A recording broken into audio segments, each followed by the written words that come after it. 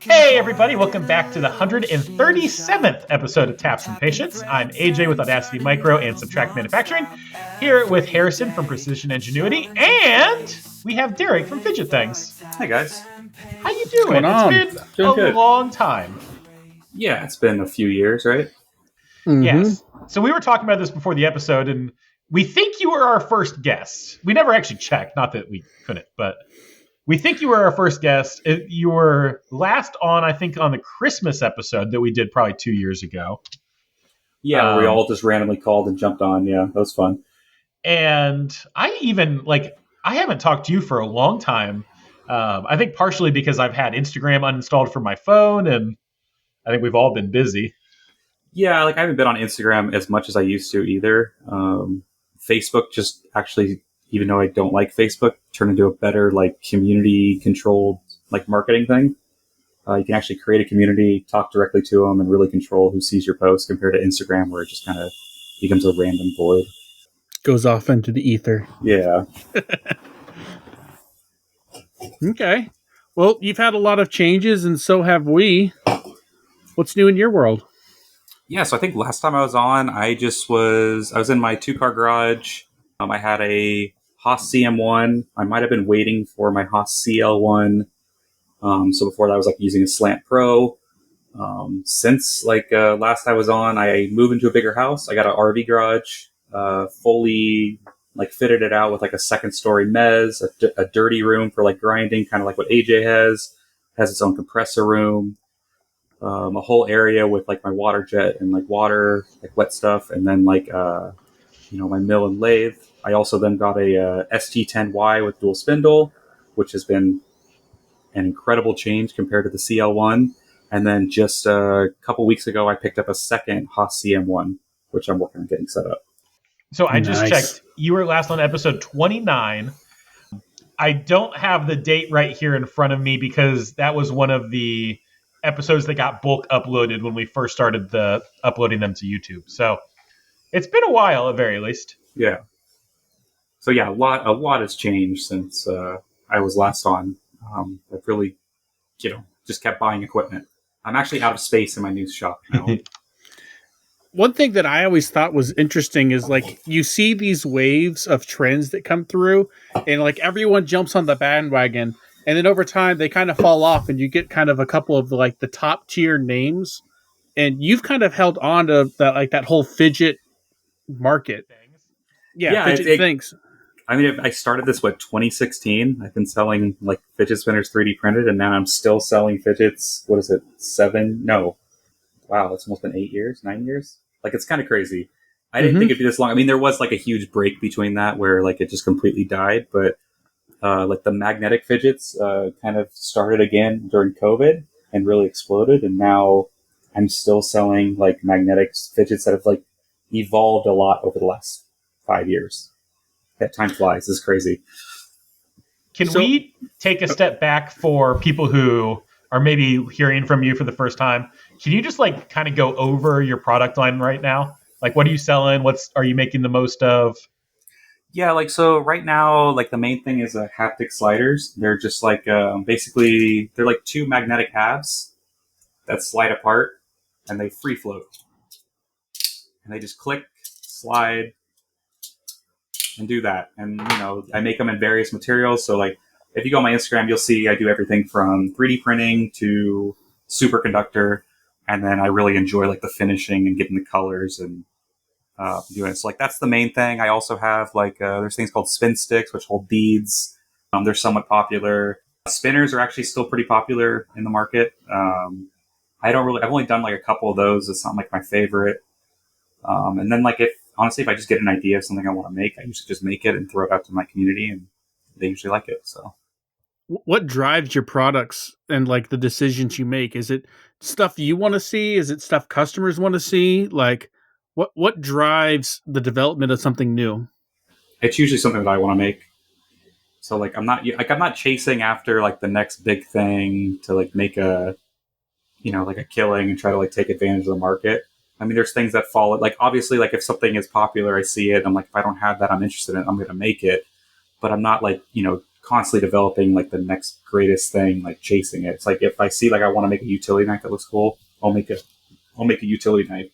If I see a slider and like I see like maybe someone hasn't tried something yet, I'll do my twist on it or my take on it, and then kind of go from there. But yeah, I mean, I'm still doing this. I'm not full time doing this. It's kind of like it's hard to say it's a hobby now because there's a lot of overhead behind it. To like keep buying all this equipment, but you know, it's I keep the money for like my life from work separate from the money from like this, and it just lets me kind of be free with it. Does it generate extra income, or is it something that like when it generates extra income that means new toys? It generates extra. That means more tools to grow the business more. Sorry. Yes. Wrong keyword. Yeah, I mean it's really bad. Like I should like I think this year I tell me this every year. I need to take a year of like actually seeing what the business could make if I was like lean. And I didn't try buying like every new 3D printer, every new laser tool that came out, or like try to develop every new like idea that pops in my head. Because I think it'd be interesting to see like how it thrives. Yeah.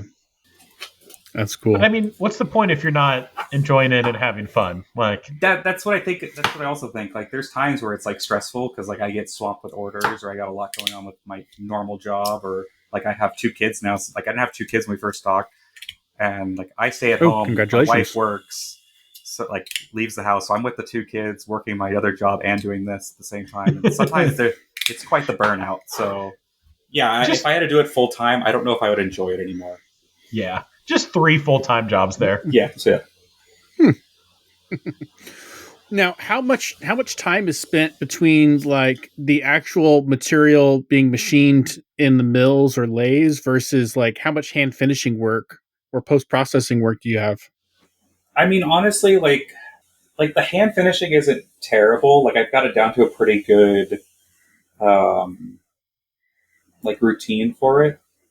Like if I have like a really like I'm trying something and playing with a finish, maybe like 30 minutes to finish like a really nice piece. Like I think the latest one I posted, like all the different colors, that took probably like 30 to 40 minutes. But I was also experimenting with stuff I've never done before, which can add time.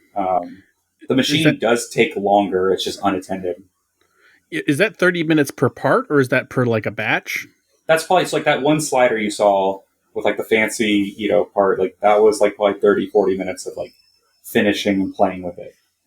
Oh, and it's not to get to fit. That's just like adding color, masking it off, anodizing it, assembling it. I just kind of like thinking about how it'll look. That's a lot more handwork in those pieces than I would think. Yeah, but I mean that piece, for instance, sold for I think $700. Oh, so, which one is this? That's the purple green zirconium piece.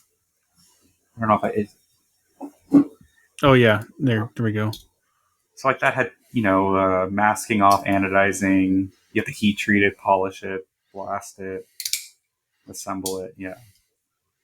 Like the machining for the bodies, I think was on my little machine to finish both halves takes like an hour and a half. So. And these are on the CM1. Yeah. So like my removal rate is not that great, and I'm like very. I baby the machine too much, and I'm never like pushing like feeds and speeds like hit like the maximum efficiency. Like once it works and it sounds good and the finish come out good, I just save that file and I just let it ride. What percentage of that is material removal and how much is surfacing? Like each one of these starts as a 2-inch diameter by 0.375 inch like slice of a bar. So it's pretty inefficient technically because like there's a lot of wasted space on the sides of that bar, but it's a lot easier to buy those round discs than it is to buy like bar stock and get it cut to size. But in terms of cycle time, is it all finishing work, or are you just slowly whittling away at the material?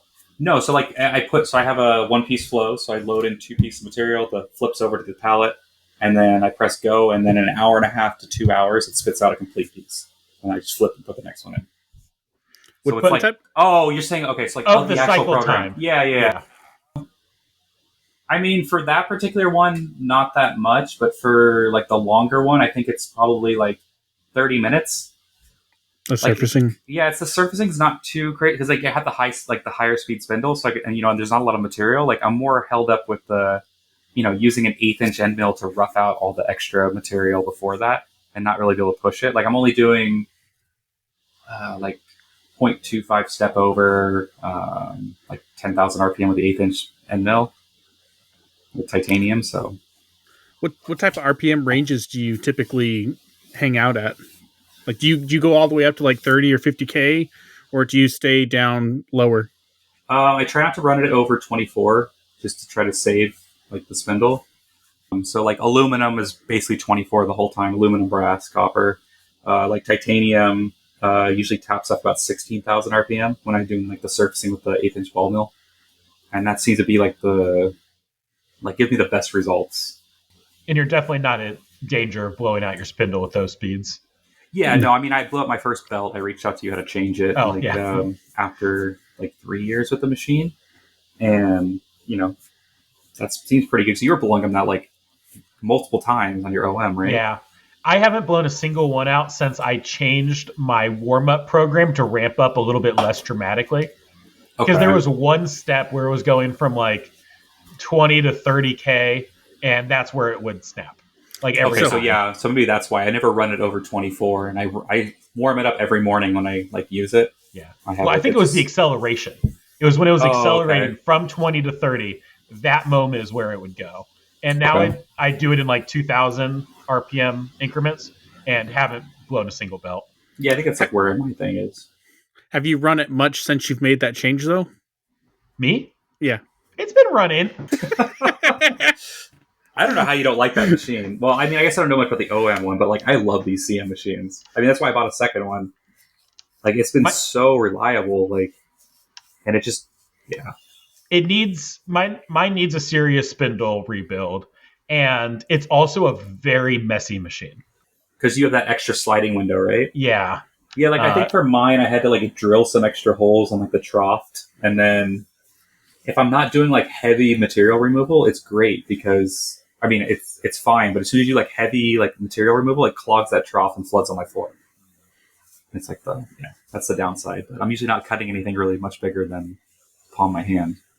Yeah, I don't dislike it. I like that machine. It's a very like comfortable machine to work on with that big front door that opens up. Everything's like nice and tight, close to you. It's a comfortable working height. It's just messy. There's no really good way to clean it, and it likes to leak on my floor. I just wish they weren't so expensive, like new. Like they're like $70,000 new. It's like it's such like a great like garage machine. I mean, I guess it depends what you're making, but like I just plug it in an outlet, and the thing just the finishes when I went from the 770 to that were just incredible. Just like same everything, just up in the RPM, and then just so much better. Yeah, and since you've gotten that machine, you also added 5-axis, but you don't use it very much these days, do you? No, yeah. So I bought it. I bought the 5-axis, and then right after I got it, I came up with a product that needed 5-axis that actually did like full simultaneous, and then also did like just 3+2. And that was great. I did a Kickstarter for it. Kickstarter paid for the 5-axis. And then after that, I couldn't think of anything else to really take advantage of it. I've done like some like miscellaneous parts on it. But yeah, right now I'm so swamped with just the current stuff I make. It's hard for me to like fiddle around with them. That's why I got the other machine, was so that the new machine can just do the production. And then I have the other machine to like actually start like having fun and, doing what I like. So what's the production setup going to look like in the new machine? Are you going to do Pearson, some other form of 0-point? So what I've grown to like is the Orange Vice 4x6 Delta Vice. So I already bought 2 of them. They're just like Are they still making those? Mm-hmm. He was back ordered, so I ordered 2 more. It takes like a month lead time. But I have one on the current machine, and you can buy soft jaws for it that just snap on, and they're super easy to swap and relocate. And I just have my 0-point to the dowel pin hole, and then I just have probe cycles that reference that in my model. And then I designed a pallet that just uses those 2 fixture pins and sits on the top and then clamps down. And I could just quickly swap and throw on new parts with that, and that's been really effective. And I mean, I've done everything I've done today, and run my business off just one of those. And I'm not even running it 100%. Like, it's just when I, can fit time in to run the machine. Now, I think we got you had a Pearson pallet system, a mini pro pallet. Yeah. And I think I bought it off of you. Yeah, you got my old and my back palette. The only reason I didn't go with that again is because the current machine has the pallets. So like I already have all the work holding and everything developed on that one. So it's really easy for me to have a good process just to drag and drop. So it'd be really easy to integrate. And then also the sizing of the pallets for the MPS was either that small pallet, which like didn't really take it. You can only fit one on the machine, or the large pallet went outside your work envelope, so you can never surface the whole top and take advantage of it. So it's kind of like this weird, like in between size. And then if you use the large pallets, you can't fit the probe. So like if you look at the large pallets I originally, you don't still have it, but if you look at the large pallet, I think you remember there was a notch cut in the side of it. Oh, I still have it, and I still use it. Have it. Oh, okay. So you still have it. So there's like one with like I literally took a bandsaw just to fit the notch. It wasn't pretty, but yeah, I can tell. Wait, out of the base or out of the pallets? The pallets. The pallets. Okay. So like the back pallet, I think had it cut out, and then like one of the larger pallets I use with the vise on. Yeah, they have cutouts on them. No, just to fit the probe. What are you still using it for, Harrison? I use the vacuum pallet on like bigger stuff. Like I've never loaded in the Pearson mini pallet into a machine. I'd planned on doing it, but it just never happened. Better things, yeah. Yeah. So we ended up going Lang on like our 5-axis on the TRT 210, and then I've just stuck with that pretty much. And I've wanted to put more Lang on like the 3-axis stuff, so I can change out vices and load stuff in. But yeah, I just got a Saunders plate again, and then I just got to make 2 custom plates for the vices. Have it all planned out. Just waiting to get the vices to make sure the model matches the setup I got. But it looks like it's going to fit 2 vices on there perfectly, and I can fit up to the 2 small pallets or my large pallets side by side. What kind of tool life do you get, and do you do like tool breakage control and everything? Yeah, like I baby the thing, so every single tool path does a tool break tip. Everything. Like I don't mess around because like my lathe doesn't have it. And like yesterday, I was running the ST10, and I have an insert drill that for some reason just will randomly explode. And I thought I heard it, but I was doing stuff in my garage. I'm like, oh, it's nothing. And then I didn't pay attention, so it broke the one $300 insert drill, then the $60 finishing boring bar, and then the backside insert drill that's the exact identical on the backside boring bar. Oh, man. It's because it just failed, exploded, and yeah.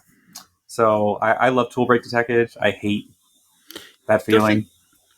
Don't you have the auto tool arm on that machine? Yeah, but I don't want to set... That just sounds... Well, you can't really with drills. You got to be careful, like the clearances, to pull the... If the drill's too long, you got to make sure you pull the sub all the way back. And there's some that it's a pretty tight squeeze where I have like the drill in the front and the drill in the... Because like that's the main tool you want to check. Because the drill explodes, it causes all sorts of havoc. And like sometimes in the way it approaches the probe, it approaches it like super far away and then comes in. It doesn't just get as close as like the current measurement. There's like a default approach value, not like the tool length, like X minus the tool length, if I'm explaining it right. Yours approaches from a different angle than at least our 2-axis. Because our 2-axis, I think it comes all the way over and then it comes down and then it touches.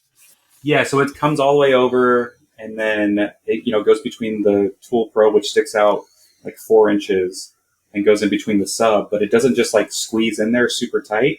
It's very conservative, and then it approaches. Because it has like I've tried using the auto before, and like almost broke like the backside drill. So now I just kind of hand jog it all in. So I just use it for touching off tools.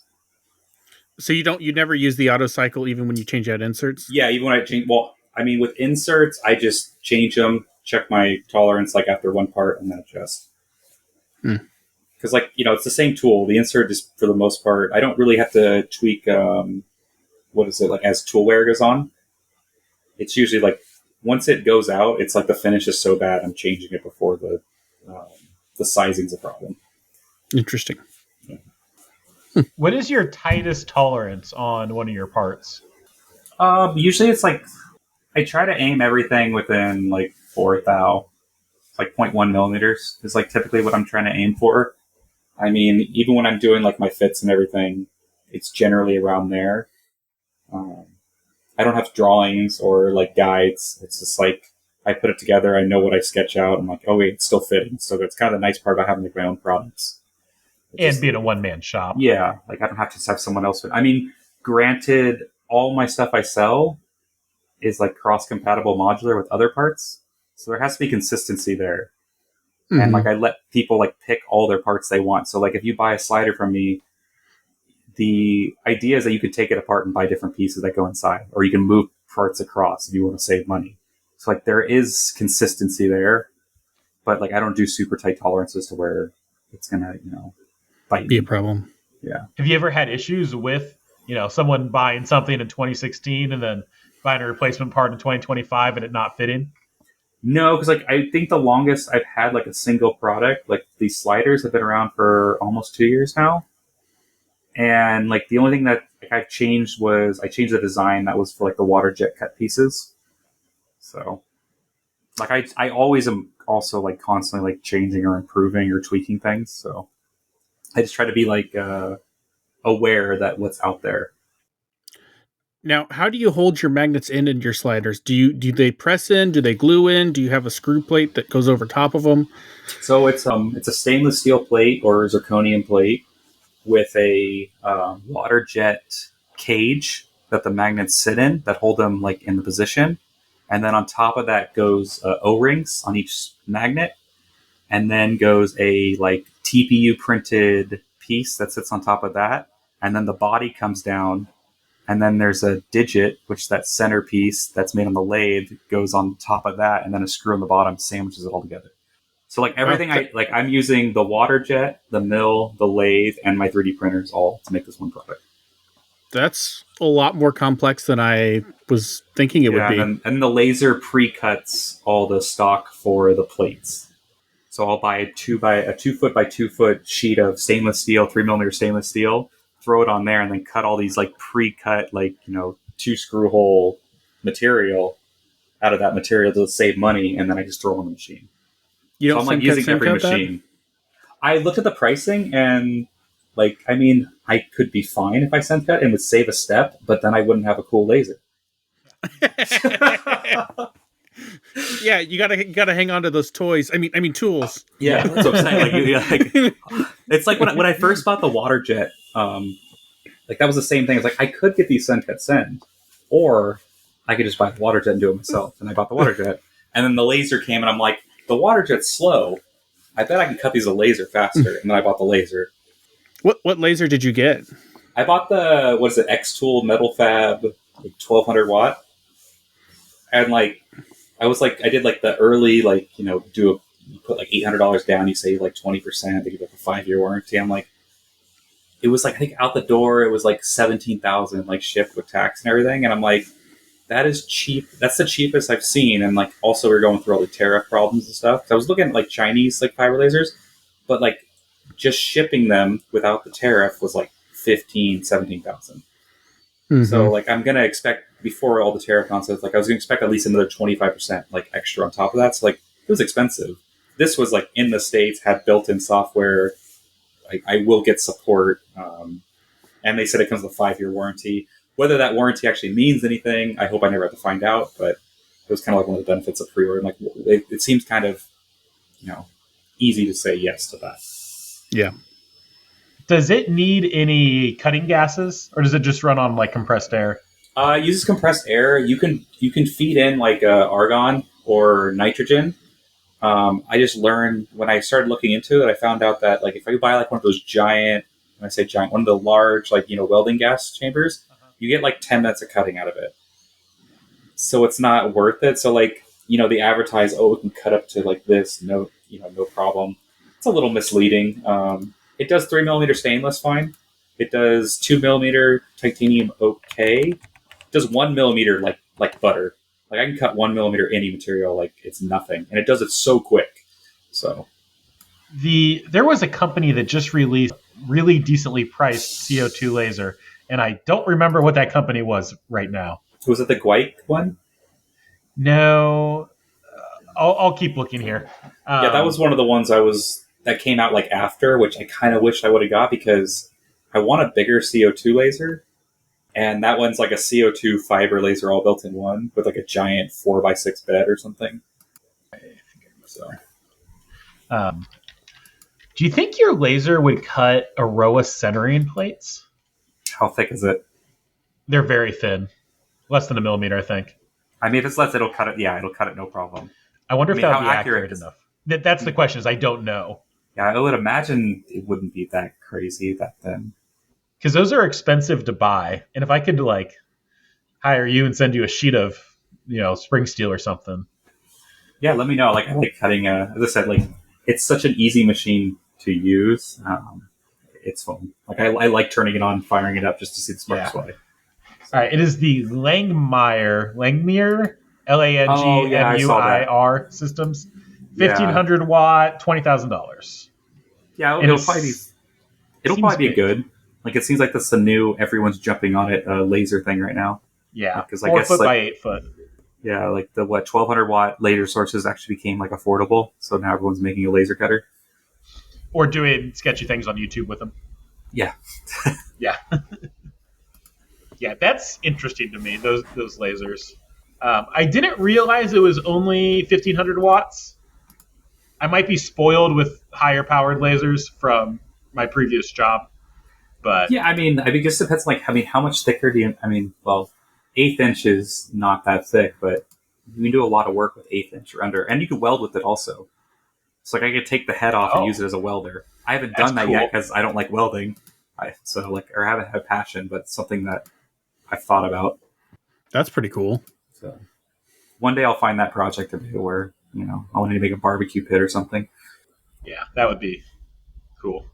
But yeah, I've thought about getting some sort of sheet processing for subtract, either water jet or laser cutter. I mean, I would avoid a water jet if you could. I like the machine. It's been so reliable. I use it a lot. Well, I mean, I've used it a lot more recently, but it just works, and it just cut. I get nope, like it. I don't get it. It's just great, considering how much like garnet and water is in the environment and doesn't destroy itself. It just keep going, but it's so dirty to clean. Yeah. Since we have a bunch of questions that we're kind of starting to touch on, let's go ahead and do our Patreon thanks a little bit early here, and then get on to some of our Q&A since we have a lot of questions. So this show is supported by our Patreons. Our Patreons keep the lights on. They make sure we have Jacob actually posting our episodes, because if I do it, I don't do it. They also will be paying for our IMTS trip coming up, which will be huge compared to last year, I think. And we will do a meetup at undesignated day. But our Patreons include, but are not limited to, Alex at Mill City Roasters, who promised to send me coffee, and he might be my favorite Patreon now. We have Christian O, Stephen N, A Dead Horse, Daniel R, James at Moultrie Made, Ryan at Strato Manufacturing, Austin W, Kyle at Kursk Machine, Devin at Sinister Machine Works, James N, Ben at Prickly Pear Prototypes, Cam S, Shep at Alderson Prototyping, Jacob at Zana Precision, Jason S, Joshua H, Christian C, Freaky Climber, Prescott at 1Z2Z Systems, Trey V, Alexander B, Scott Design the Everything, Jamie at JSpec Engineering, Chris at Zyke Precision, EJ Nocturnal Welding, Chris at Thought Bump Design, and as ever, Jake Brownson. We also have 2 new Patreon members, Daniel G and Mitchell K. Thank you guys for joining. All Patreon members at any tier, including the free tier, get access to our weekly Q&A, which we will do in a second. All paid members get early access to our episodes and to our Patreon Discord, which has become a super awesome community. And our $10 a month and above members get their names butchered by me live on air, recorded for later. First question, Christian O. How do you all use 3D prints to help with your shop? I use it all over the place. I do too. I use it for organization, sometimes work holding, a lot of odds and ends around the shops of like if something bugs me, 9 times out of 10 I can 3D print a solution that will fix that problem. Probably the most impressive 3D print that we did is we made some brackets that go on the side of one of our tables that's actually holding our printer, one of our printers. And it's actually holding quite a load, and it's been doing great. Yeah, I have a lot of Gridfinity bins. Between Gridfinity and Tool Trace, I have organized my shop a lot more. I use it a lot for miscellaneous brackets and jigs and, you know, whatever little random thing I need. For example, recently I just got all of my brooms and mops and like other long handled tools hung up neatly on the wall. That was all 3D printed hangers. I also made a little charging spot and hanger for my little DeWalt vacuum that I've been using to keep my floors clean. I also use it occasionally for fixturing and work holding. For example, those copper watch parts that I made, I use those as a support for window machining to do the second op so that I could, remove tabs completely. I use it for a lot of things. Yeah, I have a lot of unfinished 3D printing projects like Gridfinity and like the IKEA boards. Lots of racks and like holders. Recently, the coolest thing was I was machining that colorful like resin material, and I use it as a void fill for that spot. So I print an exact filler for that, so I clamp into it without having to risk cracking it. That worked out like great. And then for my products, I do, my number one seller is like the 3D printed bodies that fit machine components. So, and then they fit all the internals. And then I just started doing resin printing. Not a fan, but like it was too cool. What you could do with it is too cool. So, What does your fleet of printers look like at this point? So right now I got a Prusa XL. I got an H2D, 2 X1Cs, 2 P1Ss, a Voron that I don't use, a V0 Voron that I don't use. Okay, the little one. Yeah, that was like the first Voron I did. I did it just to like have a project, and then I just bought an Anycubic Photon MX Max, and then I got and then a Prusa SL1S that I had before, but that was kind of giving me problems, so that's why I bought the Photon. How much printing do you do? So I sell my printer, so I have the machine version of my slider, and then I have 3D printed ones. The 3D printed ones are always in stock, and you can just order the parts, or you can order them like on my builder. So a lot of people, what they do is they buy the 3D printed top with the water jet magnet cages, and then the stainless steel machine plates. So I'll print all the tops on the printers and all the different colors. I offer I think 16 colors or something. And then, I print all that to man. So I don't have I don't print 100 of them, let them sit in a box. That would make a lot of sense. I'll print 9 at once as orders come in, and kind of just keep 1 or 2 on hand and just constantly run the printers as I need them. And the resin printers, I just printed my first batch of resin bodies instead of the FDM ones. And those sold out in 5 minutes. I did 26 sets of them. So that paid for the printer and all the new parts doing that. So... Did you see the new silicon filament from Prusa? That looks cool. I'm confused on it, but I'm interested. I don't know. Prusa's really let me down, especially after having bamboo. Yeah, I had the tool changing, or the Prusa XL with the 5 tool heads, and it's awesome, but it's such the amount of friction to use that versus using the bamboo just makes me not ever want to touch it unless I have a very specific point to it.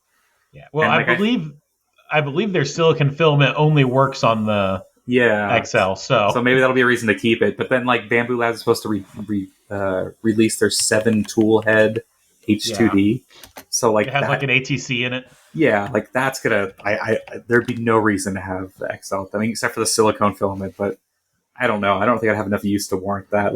The ease of use on bamboo printers is just. I don't disagree. I like Prusa as a company.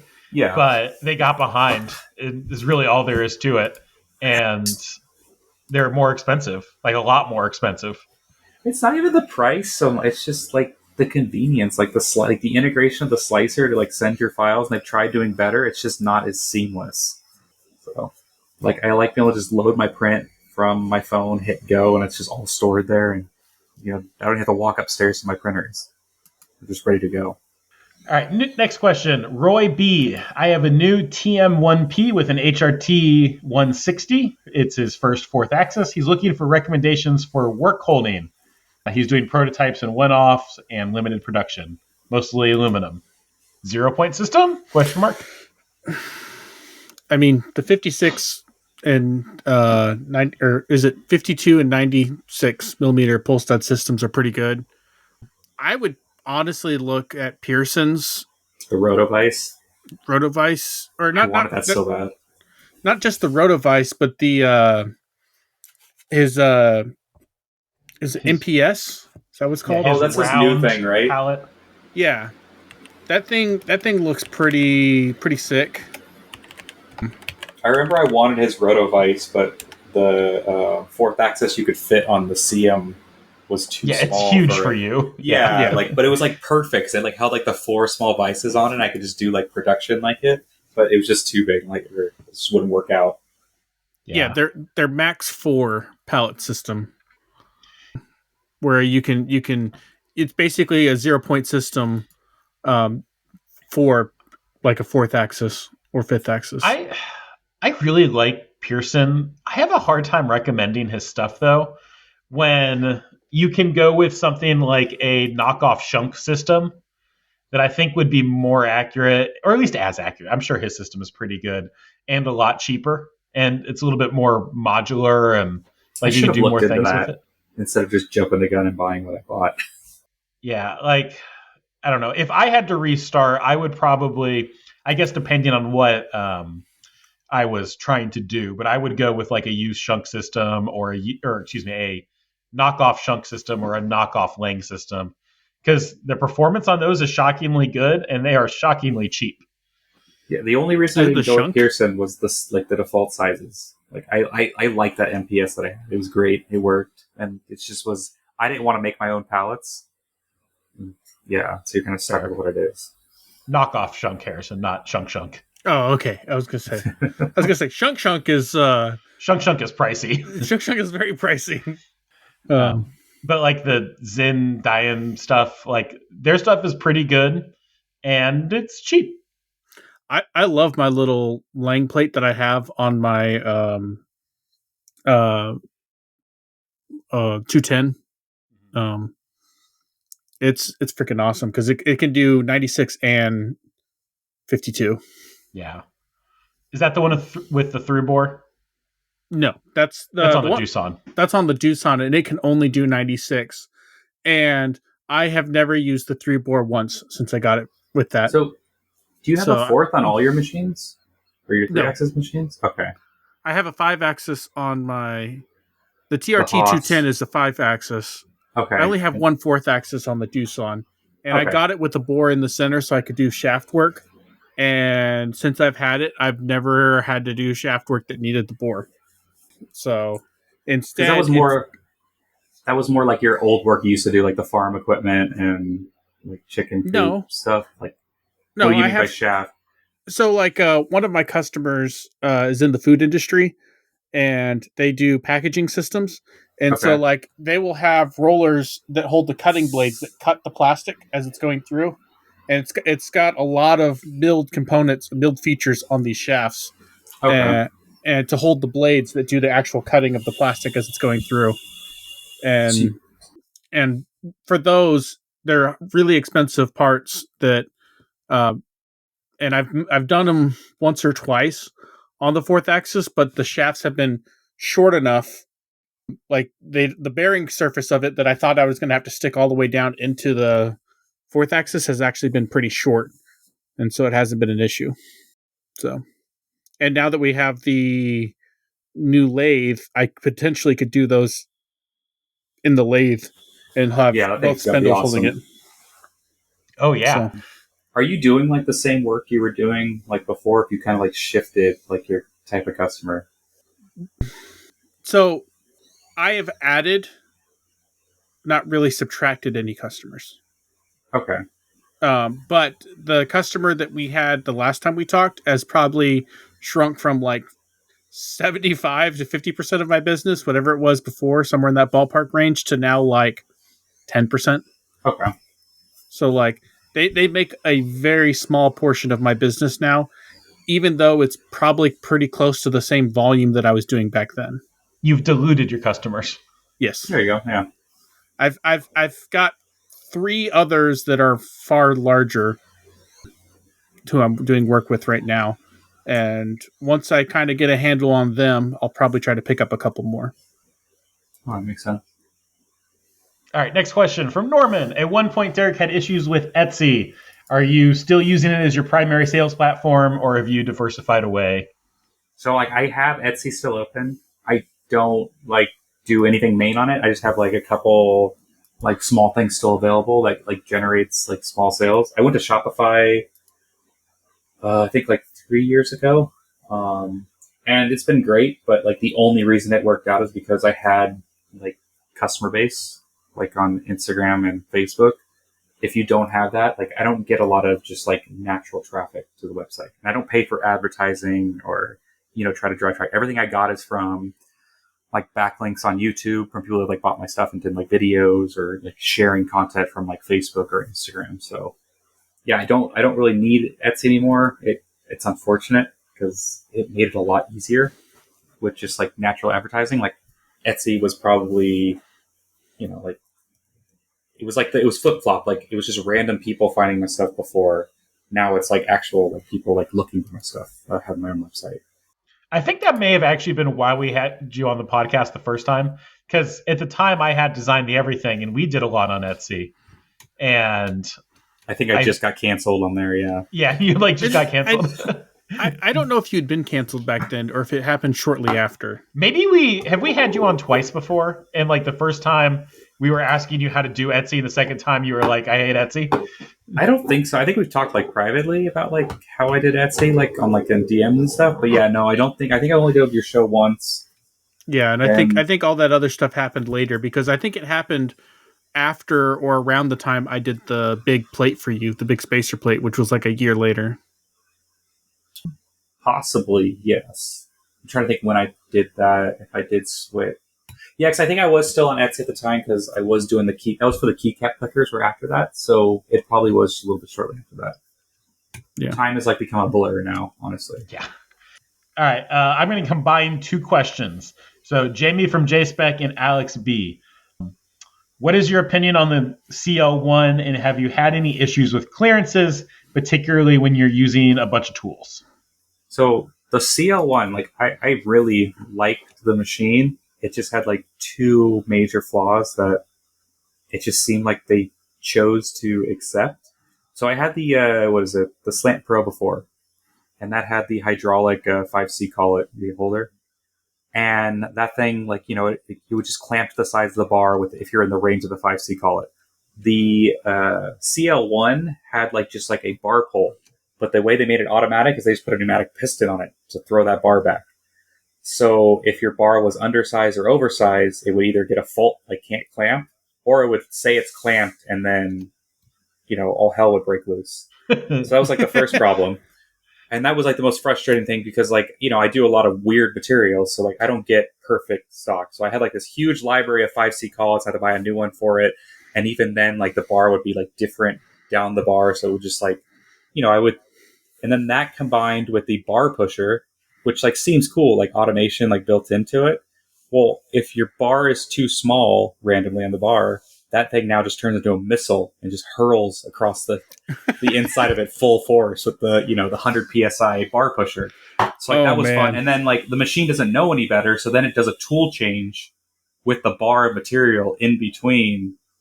Yeah. It was just, and it's just like all they had to do was like either put a better sensor or put like a real hydraulic 5C in it. And yeah, and then the other thing with the bar pusher was like, if your bar was even the slightest, like not straight, I'm not saying you need precision ground, but like I would buy stainless from like Online Metals. And if it just had like the slightest curl, it sounded like machine gun fire in your shop as this bar is spinning and, 3-foot bar pusher. So both of those were just the most aggravating. Like, I just want to make it. It does what I wanted to do, but like those little things would happen and you just like sit there and like grind your teeth. And like it doesn't have to be this bad. Like clearances, no, like I did a pretty good setup with like fitting all my tools, and I try to build all my programs around the little tools I had.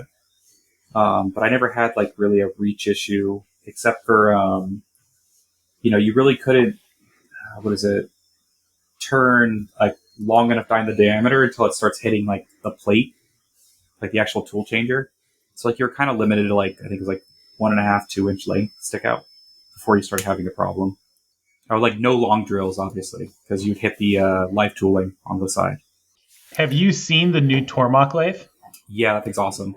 Like as I said, like I bought that CL1 and I wanted to go back to the Slant Pro. The only reason I wouldn't want to go back to the Slant Pro is because like it was like loading the same program with the speeds of the CL1 like saved me like 70% cycle time just with the rapids.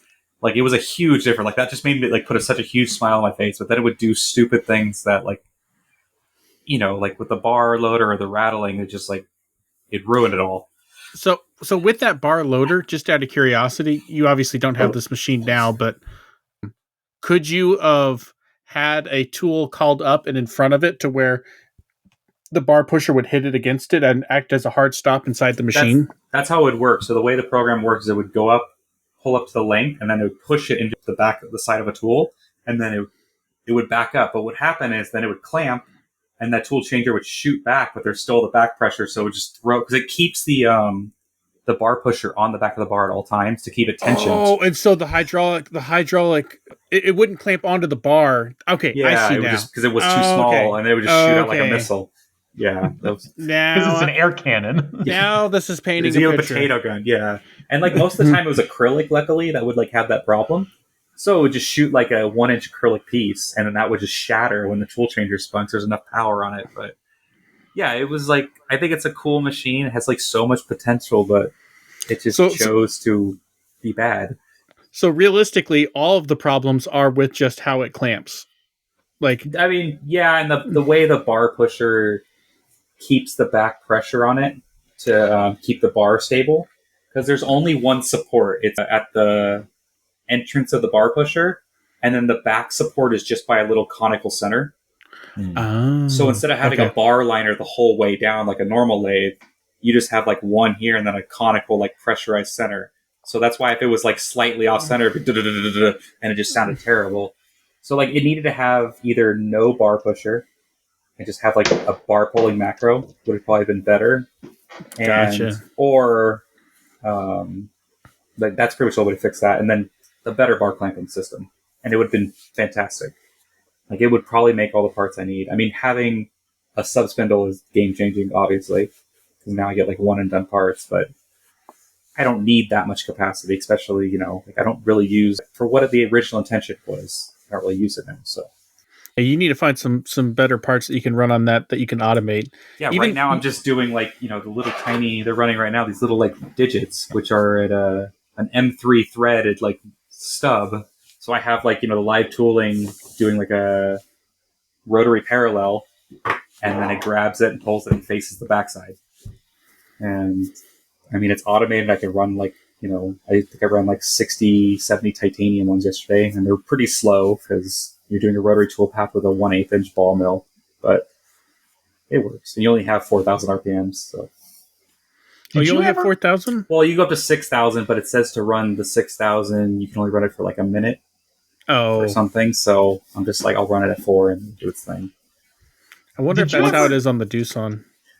It's one of those things like, I probably baby my equipment I have too much, but I don't want to deal with breaking it. Like the first month I got that lathe, I crashed it because I called a backside tool to do a front side. I didn't catch that it didn't change the tool number. So it tried bringing the 4-inch gap, grooving tool past the spindle. Ooh. And I think all my tools went into alignment like 25 thou, like everything got cocked. So like, they had to come and repair it. It's like $300 an hour. It took 2 guys 2 days to take the whole thing apart. I got lucky though, because I think they used it as training for the new guy that they hired, the new tech, and they only charged me the travel. Ooh, nice. So I was like, okay, I don't want to do that again. So I'm just like super cautious because I don't know. I don't want to spend money to fix machines, and like breaking tools doesn't feel good. And if I ever get to a point where I'm not like making a bunch of money doing that, let's say I'm making a bunch of money, so that's the long term. I'm not making enough money to support it. I don't want to get used to that. And then like it stop. And then I'm like, I can't, I'm used to this way of things right now. At least I'm conservative. If things were to stop, I could still enjoy making stuff. Have you ever made a pen? No, it's on my to-do list. So We like have the perfect machine for it. I know, but like, so here's what happened. I did like another YouTube. I did a YouTube live with like one of the like Fidget communities, and it crossed my mind. So like, I have a Grimsmo Norseman knife, and I have a Grimsmo Saga. I got those two items, and I look at them, and I'm like, I can't make this. Like, granted, he's using like super expensive equipment, but like it was like it's such a. I mean, I probably could make it if I tried, but it is such a. What's the right word? Like a deterrent, or it off puts me from like wanting to try because like it's so nice. And then like I see like other pen makers, and it's like I can make a pen, it'd be fun for myself, but like I can't compete with like these guys, like their attention to detail and their look on them. Like I have to spend so much time and effort into a pen, and it's like I rather support them and buy their stuff than try to do that. Like it's a project I do want to do though. What you need to do is not a pin, but a flashlight. Flashlight would be cool. Because I like, just need to learn the thing that's off putting me from a flashlight is just getting the electronics. Because I have to start researching like the driving boards and the power and everything. Like it's something like these are all things I want to make for myself, and I think if I'm ever like dead and not like dead on business, then I can like fiddle around more. but like a fidget flashlight would be so cool. They have Like, ones like spinners at the top of them. They're yeah, really neat. that'd be so much fun. Be like right up your alley. Did you have a screwdriver at one point? Yeah, I made a bit Ooh. driver. That was a fun That'd be little fun. project. That'd That be was basically fun. to teach, like all my projects kind of teach me like a new like tooling thing. So like that was to learn broaching. So I'm like, what a better way to learn broaching than a bit driver? And then I taught myself anodizing with it also. I'll never do that again. It's just not worth it. Anodizing or the screwdriver? The anodizing, like I bought all the equipment to do like aluminum anodizing. What a pain. The people who do that like applaud you, but like that sucked.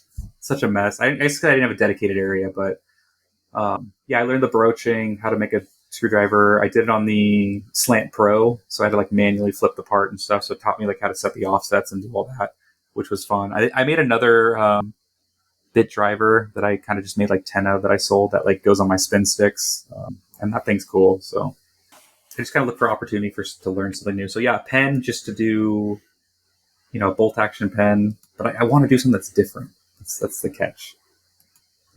I feel like there's a whole bunch of pens that've been done by everyone. If I want to make a pen, I want to do something different, but I don't know what that is. All one piece. Integral nose, integral body, integral clip. Super long drill and yeah, a custom drill profile to go in the nose. Yeah, that'd be fun. Yeah, that's fun's a weird word for it. And then just surface the whole outside, and so you can get the clip as its own thing. Yeah, the clip would be. I've had ideas how I want to do the clip. So like it's not completely like I think I have like a couple designs on my computer, like started. Like I've done a knife. I do want to like revisit making a knife again because that was fun. But like when I did a knife, it's like I bought the the sheet metal. I water jet my own. Yeah. Did my own heat treat, and then I got to sharpening. I'm just terrible at sharpening knives. Yeah, that was always the thing that kept me from making a knife is having to sharpen them. Yeah, like utility knives are just I've done a utility knife that was fun, but there's so many utility knives out there now, and they're awesome. Like I have the Rivery Manufacturing like OTF one. That thing's awesome. I have their new one on the way. They just released a new Maker knife that's on Kickstarter that I backed. So like, there's so many good options already. I have gone back to just carrying the trusty Swiss Army knife. Yeah, I think this is my favorite daily carry. I was sitting in church this morning thinking about making scales for it, though. There's a guy that buys my stuff that makes like some custom scales for those knives, and they look awesome. He does like crazy, like rock patterns and like different materials. Yeah. I've probably seen his stuff. I've seen at least someone doing that, and that was kind of the inspiration. EJ Nocturnal Welding, what do you guys think of the Haas SB28Y? Speaking of Haas lathes and being on the opposite world of the CO1. That's the box lathe, right? The SB is the boxway lathe. Yep. I don't have an opinion, so I've never really pushed anything hard enough, I guess, where I would need boxway lathes. So I wouldn't have like experience to say like, do you like how much is that needed? Like, what do you have to really be cutting to really get the advantage of that?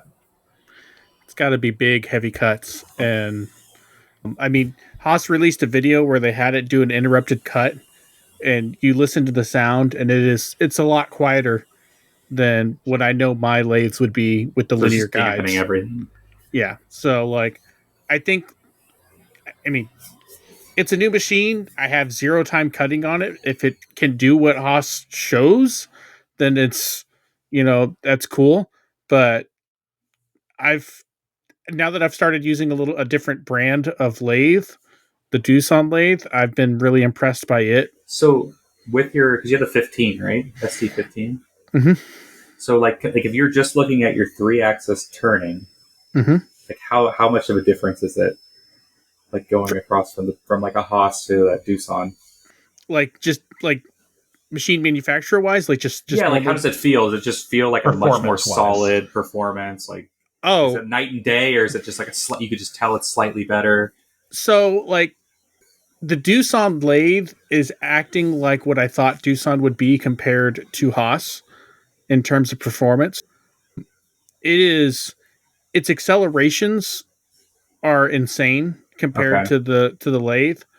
So like we were testing out a part with the tech, the apps guy, and I was going between like they had 5%, 25%, and 100% were the only rapid options, and I was jumping back and forth between 5 and 25 while we were testing out the program, and I wasn't paying attention, and I accidentally touched 100%, and just like that, it was cutting from like over here, like into the part cutting, and me and the apps guy about shit our pants, like right then. I was like, and it was just like, oh my goodness.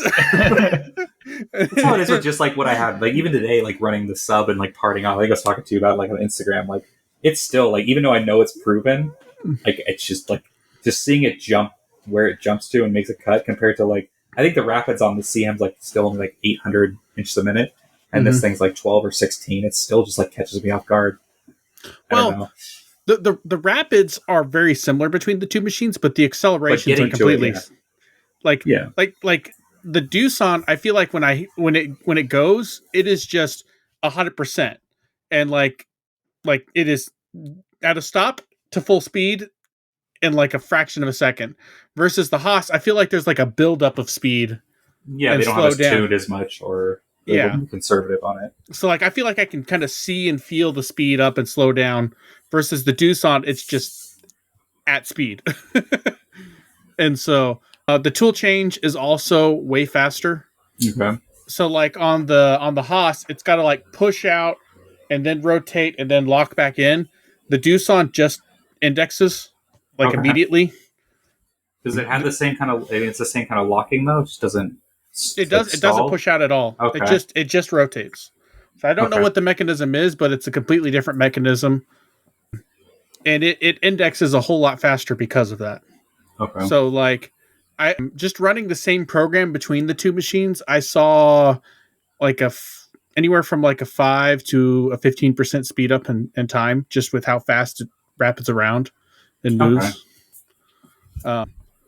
And in the cuts, some of it is a little bit new tooling, and so there could be some factor to that, but it seems a lot more rigid. I think it's the bigger rails, I think, because the Haas, they put some wimpy rails on. At least that's what the tech was telling me when they were realigning everything. Yeah. And so it feels like it could be a little bit more rigid. I have very little seat time with the machine, though. I only have about a half a week of it actually running. So, but just from like what I can see, what I've seen so far, it is definitely affected by thermals, and the thermals affect it. The Haas thermals are more linear than the Doosan thermals. Okay.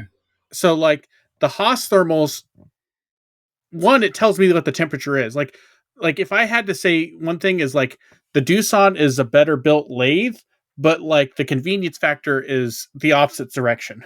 The controller.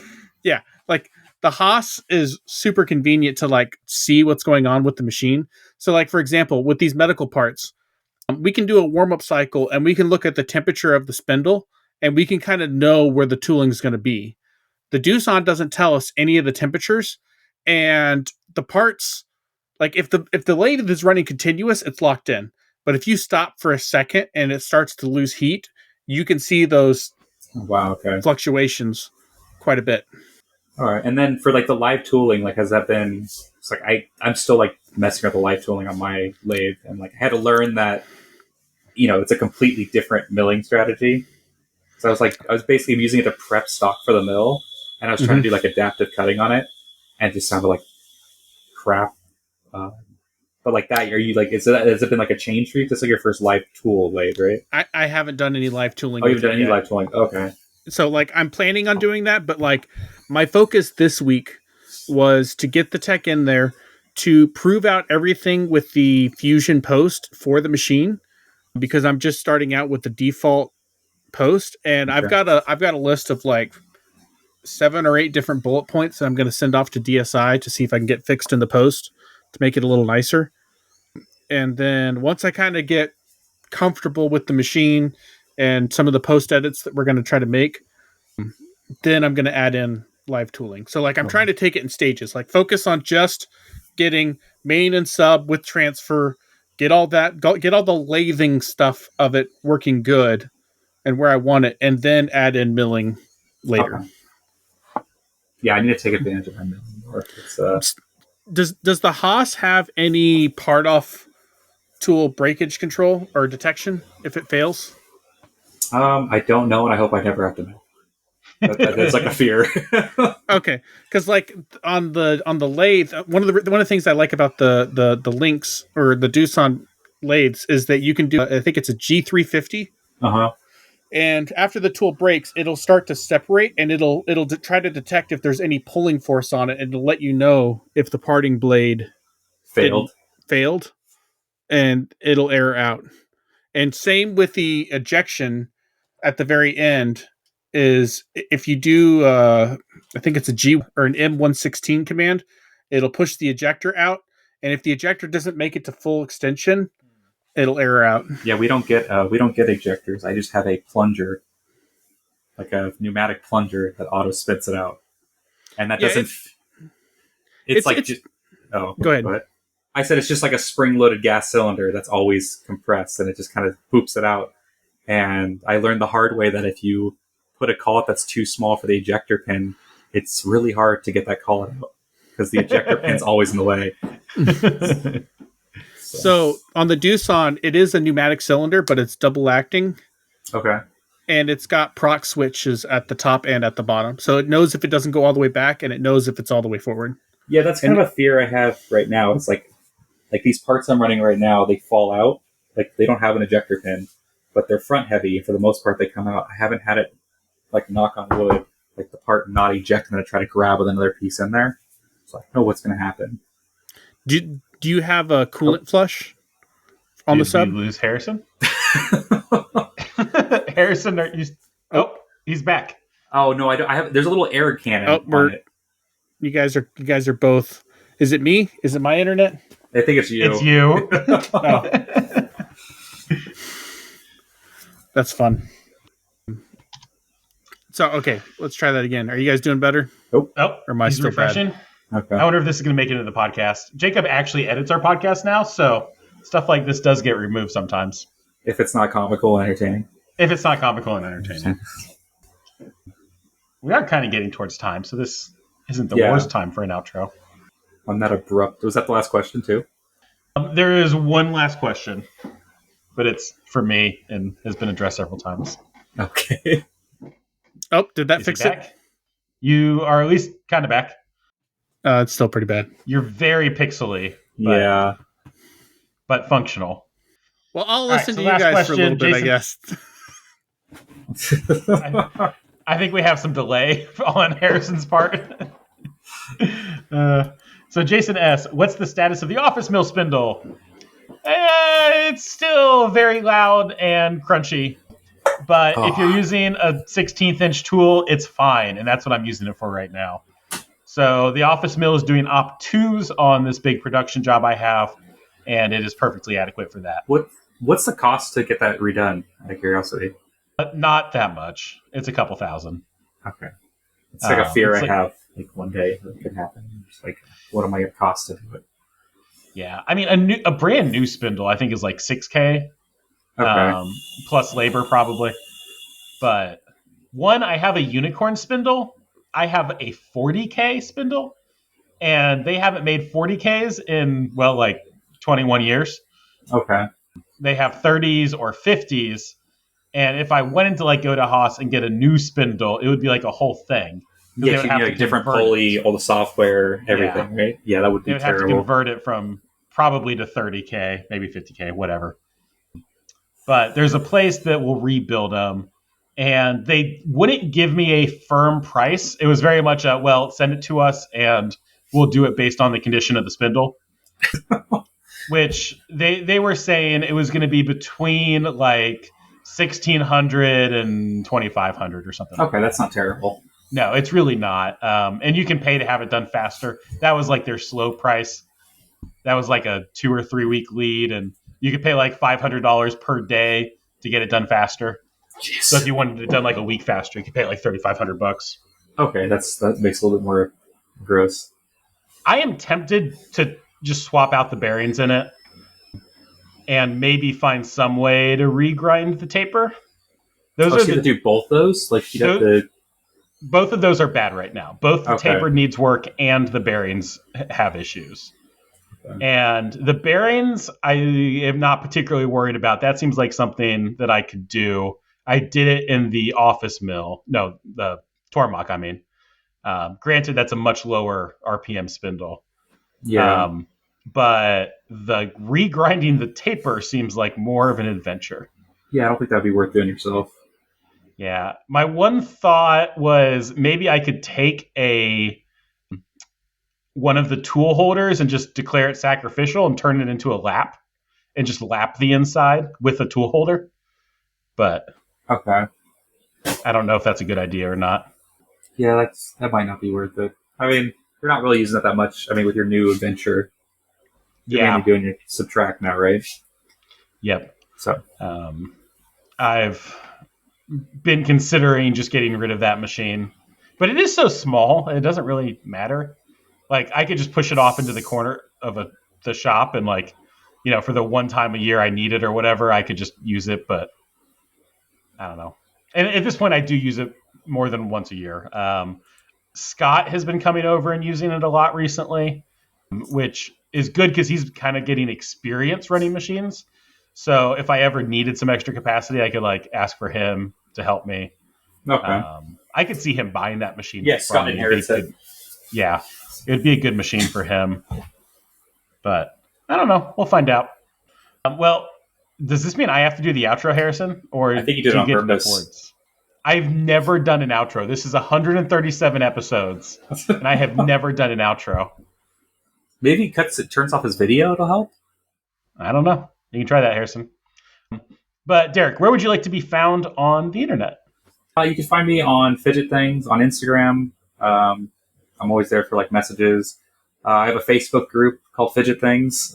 If you're into fidgets and you want to see what other people are, showing off. And then like my website is also Fidget Things. I got that domain since 2016. So if you want to look at like some of the things I sell, most of my stuff sells out with drops, like the fancy metals. But I always have like the 3D printed stuff that's available. So if you ever want to do a collab with Subtract, we're game. Like if you have something you want to make a bunch of, we'll cover the cost of prototyping. We'll prototype it for you, and then you can do a Kickstarter or something, and we'll do the production. Yeah, I mean, it's got to get out of plate hell. That's what I'm in right now. Like making plates is hell, and that's what I've been doing for like the last 3 weeks. We could do that for you. It's just that's the fun part, though. Making it myself. Yeah. But if there's ever something you'd like, a simple product that you didn't want to make yourself, call Subtract. Yeah, for sure. All right, I think I get to learn how to do outros. So normally I play the music at Harrison, and I guess I'm playing it myself. Harrison repeats our names for some reason, and I'm not going to do that. Thanks, everybody, for listening. We appreciate you. Check out the Patreon. Check out Fidget Things if you need a fidget thing. And I'll see you guys next week. Thanks, everyone. Taps and patience, our daily grind in this machine.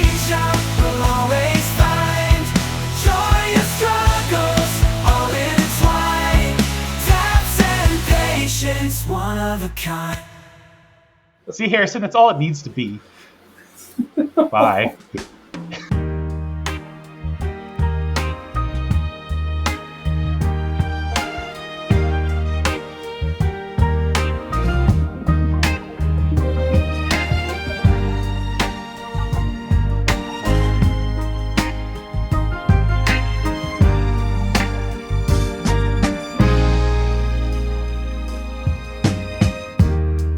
Working hard in a little machine shop,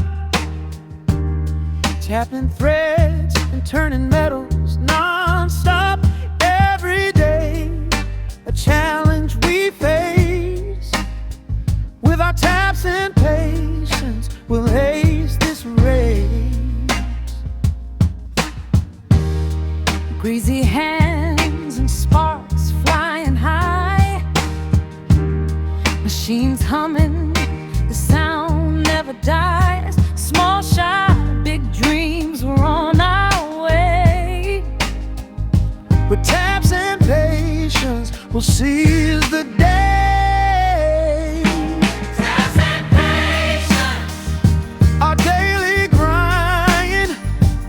In this machine shop, you'll always find joy and struggle are intertwined.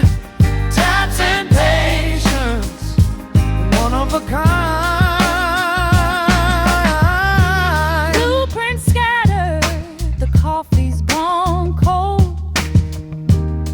Every part tells a story we've told. Precision and passion, steel and pride.